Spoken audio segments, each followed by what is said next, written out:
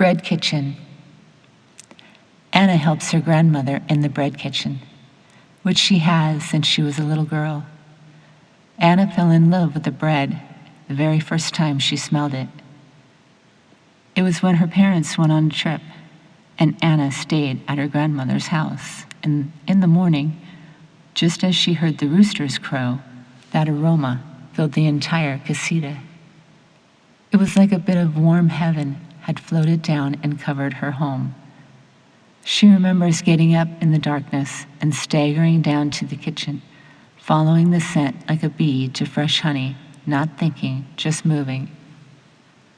The moment Anna's grandmother sees Anna, she lights up with joy, and her loving energy seems to fill the room.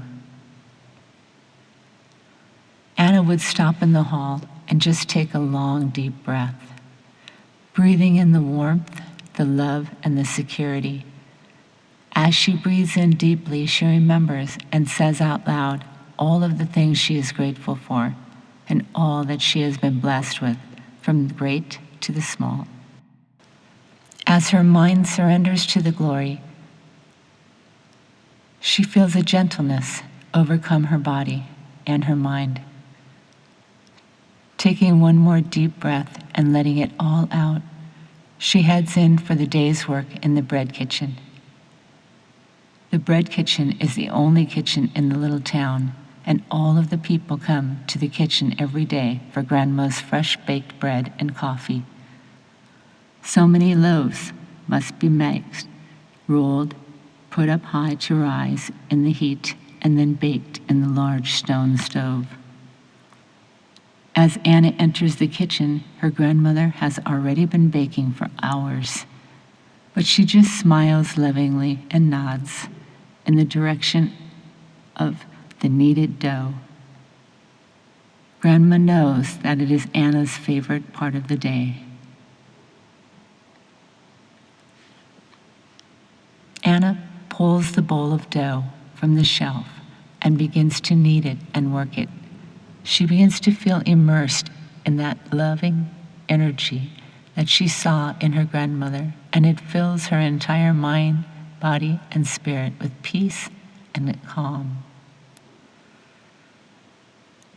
Measuring just the right amount of dough into each pan and then placing them to bake in the oven one after the other.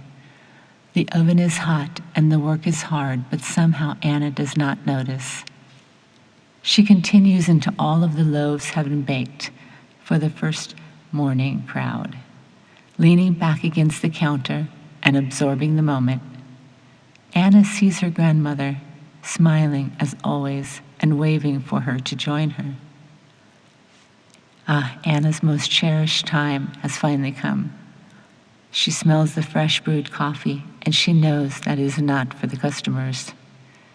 Closing her eyes and taking one more deep breath, Anna prays another grateful word.